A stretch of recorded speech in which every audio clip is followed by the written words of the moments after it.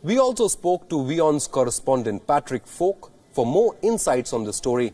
Patrick joined us from Beijing. Listen in.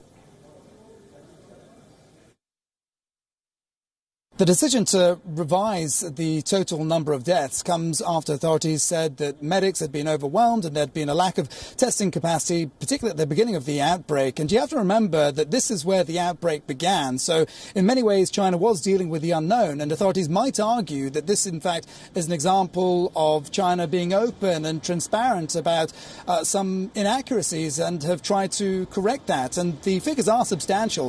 1,300 might not sound like an awful lot in the grand scheme of things when you look at the total number of deaths in countries like the US and Italy. But if you put it in China's context, it raises the national total by about 40% and raises the total for Hubei as well by 50%. And of course, a lot of China's critics are going to be saying, well, what other data that's coming out of the country is inaccurate? The other headline story today, of course, was China releasing Q1 GDP figures. It shrank by 6.8%, the first time that the economy has shrank since GDP records, quarterly GDP records began in 1992. And it spells out just what challenge lies ahead for authorities to revive the economy. There was some mixed data otherwise as well.